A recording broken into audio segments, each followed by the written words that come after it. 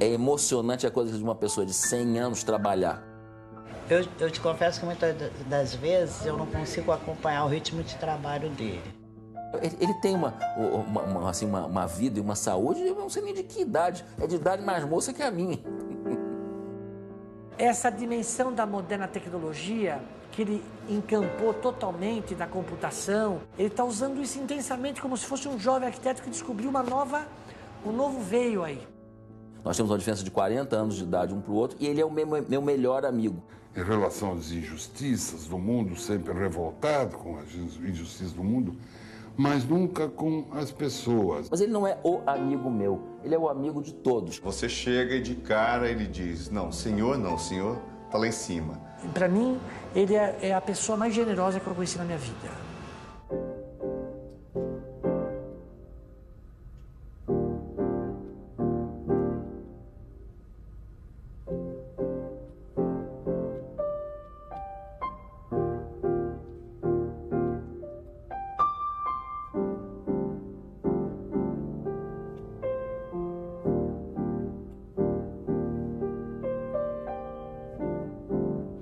Porque o escritório do Oscar Niemeyer, 24 horas no ar. É um lugar de muito prazer, de trabalho, de conversa, quer dizer, é o prolongamento da casa dele. O escritório dele não o escritório dele é ele. É um clima bem familiar, né? E ele deixa a gente à vontade, muito amigos, todos nós. Ele fica dentro da sala dele, ele fica escutando se alguém está chegando lá, não estão deixando entrar, ele entra. Ele escuta quando alguém está no telefone, estão dizendo, não sei o quê, não, só tem agenda para daquele, mas quem é? Ele é muito ligado, sim. Ele está sempre procurando ajudar qualquer um. A pessoa chega, doutor Oscar, eu preciso de uma ajuda para fazer isso. Ele vai e faz. Como ajudou, todos os funcionários aqui sempre foram muito ajudados por ele. Uma casa no morro, na favela, no Vidigal. Ele desenhou e custeou, né? Quer dizer, ele pagou a construção, pagou toda a obra.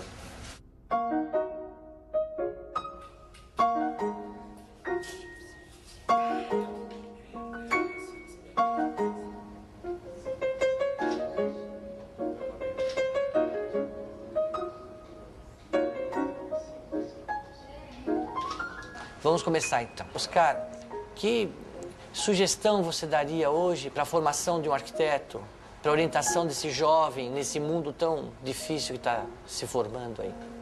Eu sempre digo, insisto muito, que eu acho que é o ensino da arquitetura de qualquer outra escola superior devia ser seguido de conversas paralelas, de literatura, de ciências sociais, de letras, filosofia, não para criar transformar o arquiteto no intelectual, mas um homem familiarizado com a vida, compreende como é que vai agir nesse mundo tão perverso que o espera. Eu comecei lá na Fundação Oscar Niemeyer, comecei lá como office boy, né?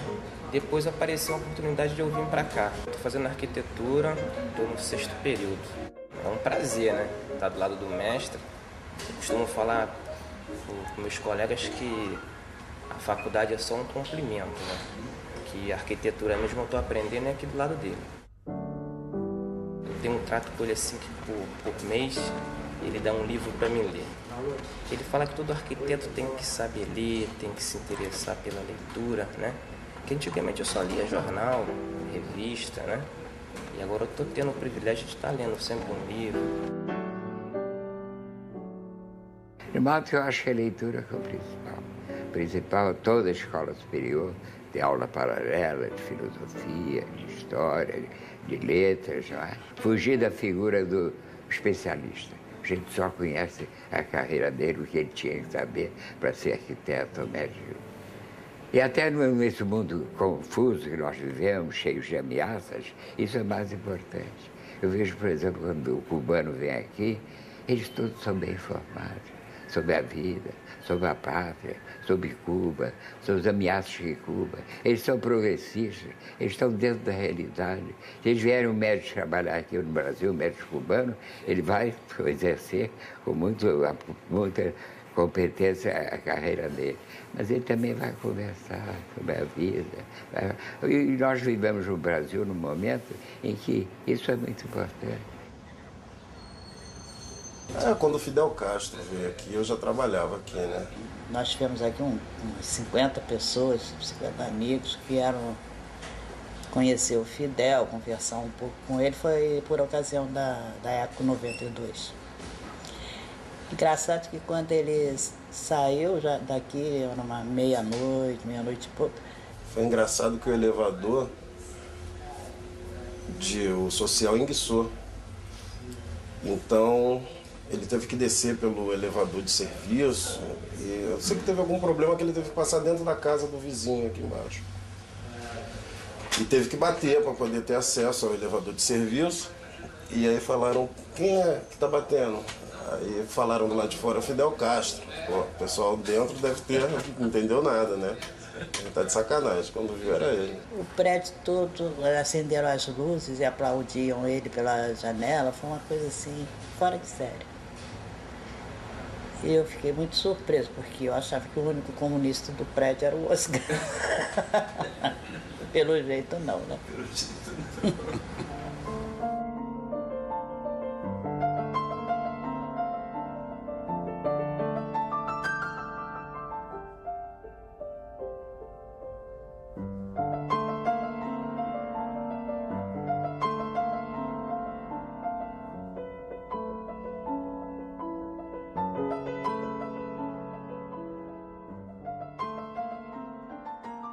O que me levou para a arquitetura foi o desenho. E hoje eu não acho que o desenho que resolve a arquitetura, não. A arquitetura está na cabeça. Sou capaz de fazer um projeto sentado aqui, pensando, passando 2 dias, pensando o terreno, como é que fica, distribuição e tal. Quando o senhor desenha, o senhor já tem o projeto pronto na cabeça? Não, o desenho às vezes leva à solução. Mas, em geral, é a ideia de ficar pensando. Ver o projeto. Porque pensando, você imagina tudo, né? Não tem limite.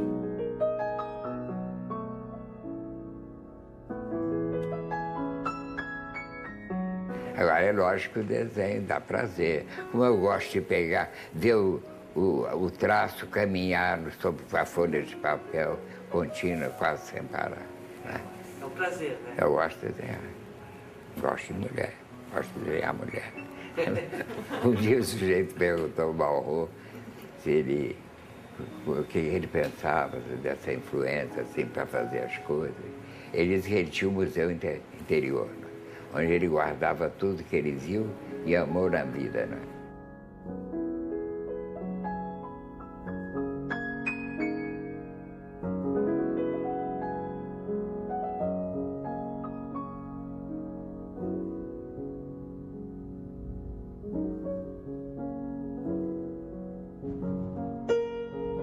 De um certo modo, o Oscar realiza o projeto dos Andrades de antropofagia, né? Quer dizer, ele devora o Le Corbusier, retransforma e faz a sua arquitetura, né? Ele sai da Escola de Belas Artes com uma formação a partir daquela transformação que o Lúcio Costa faz, do qual ele pega essa transformação como aluno, que era justamente a transformação de trazer tudo aquilo de novo que estava acontecendo de vanguarda lá fora, Le Corbusier, Bauhaus e todo o movimento moderno, que se rebate em várias áreas, e ele, lá pelas tantas, eis a genialidade dele, ele consegue sintetizar num desenho que é Pampulha, na minha opinião, todo o movimento moderno até então e a nossa leitura. A Pampulha, certamente, foi uma alternativa dentro do próprio modernismo contra a rigidez e a mesmice do racional funcionalismo. eu acho que aquilo ali serviu como farol, né, para várias pessoas de uma geração que estão agora com 60 anos. Eu me lembro, primeira, quando eu fiz a igreja Pampulha, eu fiz as curvas. Eu sempre terminava a curva, em vez de descer com a vertical, eu descia inclinada, né? Fazia a curva e achava mais elegante era descer assim. A tangente, né? Então eu me lembro que um dia eu perguntei, era rapazinho, perguntei ao Baumgart, que era o nosso calculista, você acha que aí eu resolvo o empuxo? Ele não, ele me disse, está certo, você resolve o empuxo, né, do vão maior.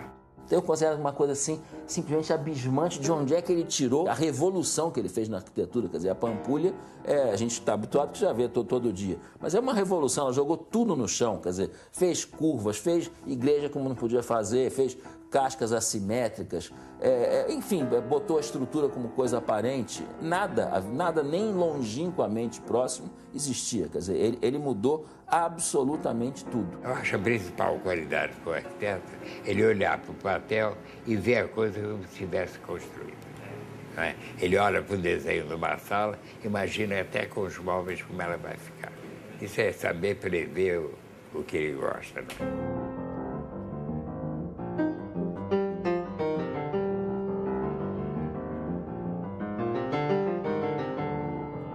Essa casa de certo modo não, ela é uma revisita a um dos temas clássicos da arquitetura moderna, que é a casa de vidro. E nela, Oscar consegue resolver dois grandes inconvenientes da casa de vidro de um modo, acho que assim, muito simples e muito bom. Nessa casa, o Oscar faz a sala transparente, mas os quartos estão quase como numa gruta, protegidos. Então ele te dá essas duas possibilidades, assim também como a sala de estar, ela está recuada numa curva, né? Então ele dá essa noção de transparência, mas também uma noção de reclusão, que é muito interessante. Quando eu fiz a minha casa da Charuto, eu não mexi no terreno. Eu adaptei, botei os quartos embaixo, em cima. Por isso que eu acho que eu devia ser tombado um prédio, mas tombado também um espaço que ele requer sem nada, como espaço livre. Ela é claramente uma afirmação do homem, uma afirmação da geometria, do trabalho do homem, mas ela tem um diálogo, não é? Através das formas, através da implantação, profundo, né? Um diálogo muito mais estrutural do que pura e simplesmente um mimetismo. E uma casa, cada um pensa tão diferente. Né? Você tem que pensar no que o sujeito gosta, como é que ele vive, não é? Eu posso fazer uma casa de tijolo, com janela, com telhado. É moderno. O Alvaralto uma vez disse uma coisa luz. Não existe arquitetura antiga nem moderna. Existe boa e má arquitetura. E é exato. O importante é a arquitetura, é invenção. O importante é procurar uma coisa que crie surpresa. E tu olha e fica espantado. Não é? Mas quando a gente pode inventar qualquer coisa fora do programa, aí é mais arquitetura.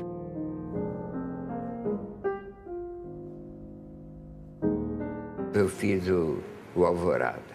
Então eu fiz ele alto do chão 1 metro. Um dia eu fiquei pensando, me lembrei da Curubandê, que é a obra de arquitetura mais bonita do período colonial, é um palácio. Ele era assim 1 metro acima do chão.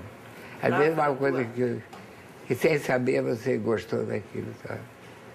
Outras vezes não, você quer procurar o contraste entre a reta e a curva. Eu não sou a favor da curva, mas é lógico, eu acho que a arquitetura, o concreto armado sugere. E a curva, às vezes, ele impõe a curva. Se você tem um espaço maior, a curva é a solução natural. Querer fazer uma viga de 100 metros é besteira, uma coisa. Antigamente, na Renascença, por exemplo, o engenheiro, o arquiteto, para fazer uma cúpula, ele chegava a um vão de 30 a 40 metros. Como eles gostariam de hoje fazer, como nós estamos fazendo, uma cúpula de 80 metros. E não é uma cúpula simples, não. É uma cúpula mais difícil, complicada. Tem as coisas penduradas, as rampas, os mezaninos, tudo isso. A gente pode voltar ao passado, né? Curiosidade. Ver como era o primeiro arco, a primeira voûte, não é? As catedrais. Não é? Mas o concreto armado, o vocabulário do concreto armado é tão rico que é só segui-lo.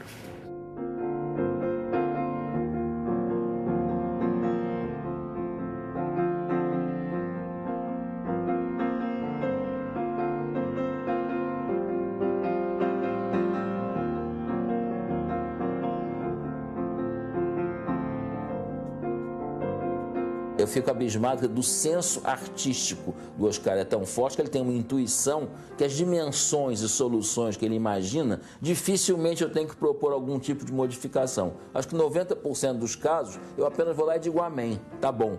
Em alguns, quer dizer, tem que mexer alguma coisa, mas dentro do que ele pensou, e raríssimos são aqueles que aí não dá para fazer sem adulterar muito, ele aí não tenta, ele joga fora e parte para uma solução nova. Isso é uma coisa que todo arquiteto tem que ter, mas ele tem isso em demasia, quer dizer, ele tem um sentido estrutural, em toda a proposta dele você vê que está trabalhando com soluções que se sustentam.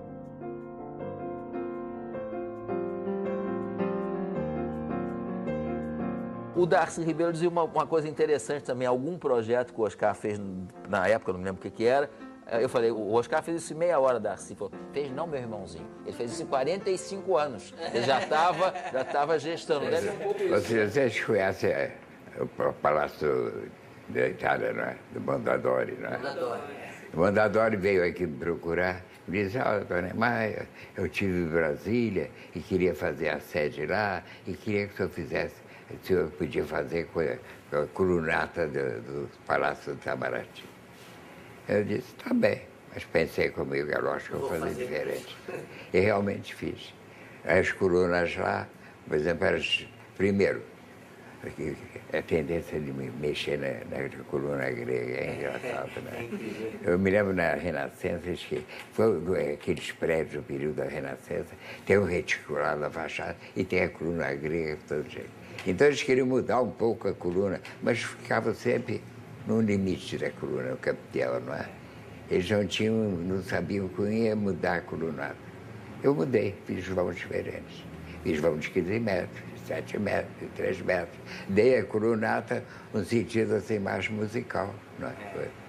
E ficou bonito. Agora é uma estrutura que eles pensaram primeiro antes de aprovar, porque eles não tinham feito o prédio com a estrutura assim. Eu só mexo na estrutura. Não tem nada de enfeite. Ninguém nunca, jamais dignificou tanto a função de estrutura como o Oscar, né? Quer dizer, ele elevou a estrutura que ficava escondida atrás do reboco e de gesso, quer dizer, a protagonista da arquitetura. Os concretos, hoje, graças à evolução tecnológica, eles resistem a muito mais do que os concretos de antigamente. Dito isso, eu fico assim maravilhado, por exemplo, com a impressão que todos têm de arrojo absoluto dos palácios, seja da Alvorada, seja do Planalto, seja do Supremo, que você tem a impressão de audácia enorme, quer dizer, com aqueles prédios apenas pousando no chão, aquelas colunas parecem pousadas e que os prédios vão levantar voo. A arquitetura dele exprime a estrutura, quer dizer, exprime o que o concreto armado pode fazer, exprime a engenharia do país dele. Ele tem muita clareza de que é verdade, de como a audácia dele ajudou a todos nós a termos que avançar. E avançando, quer dizer, a engenharia brasileira veio junto. De modo que nessa atividade de construção e de engenharia estrutural, nós não somos segundo para nenhum. Nós estamos no patamar mais alto. Eu acho que a arquitetura apresenta um momento assim, onde o arquiteto tem todas as possibilidades. A técnica oferece todas as possibilidades. E aí surgiu o seguinte, é muito inteligente, muito competente, tem prazer em resolver esses problemas. Eu sempre disse a ele, um dia eu vou fazer uma laje sem apoio, quero ver você sustentar. Esse daqui foi o primeiro trabalho, na verdade, de maior importância que eu fiz na minha carreira, é o auditório da Universidade de Constantine, um projeto que o Oscar adora e que eu adoro duplamente, porque foi um desafio enorme. Na época ele era recorde mundial e acho que desse auditório aí, do contato que a gente teve a partir disso, tanto de escrever sobre isso como de conversar sobre isso, é que essa relação tão longa de profissional e hoje muito mais pessoal com o Oscar se construiu. Eu era um estagiário, eu era estudante, tinha pouca gente no escritório, então um dos dias que o Oscar chamou, eu nem era formado ainda, os engenheiros ótimos que estavam lá estavam viajando, então a coisa mais parecida com o engenheiro que tinha era eu mesmo. Então eu fui lá, hoje olhando eu fiz tudo errado, eu acho que ele ficou com pena da minha cara tão jovem assim, tão espantado, que ele aí, depois quando os engenheiros, meus chefes ligaram para ele, ele falou, não, o menino, pode mandar o menino aqui que ele ficou de estudar amanhã. Qualquer um poderia fazer o que eu faço, qualquer um. Agora, não poderia fazer talvez no mesmo tempo que eu faço em relação à arquitetura do Oscar, porque são 35 anos, quer dizer, entendendo o que ele pensa e dando passo a passo mais arrojado. Eu talvez seja especializado em fazer estruturas para Oscar Niemeyer, talvez seja essa a minha especialidade última ou primeira. Eu escrevi um texto para a revista Módulo, eu nem morava no Brasil, em 81. E ele mandou um recado que quando eu voltasse para o Brasil, que eu o procurasse. E foi o que eu fiz. Eu fui lá e aí nasceu, isso era 83, aí nasceu essa... Eu posso dizer hoje com muito orgulho, né, para mim, essa amizade. Eu conheci o Oscar mais proximamente num almoço na casa da Lina. A gente trabalhava com a Lina Bardi e ele vindo a São Paulo na época do Memorial da América Latina, foi convidado para um almoço depois de muitos anos sem se encontrar com a Lina, e foi um almoço muito, muito legal, porque foi um encontro de dois arquitetos já bastante na maturidade, e me lembro bem que a Lina dizia assim, punha a mão na testa do Oscar e dizia assim, foi beijado por Deus.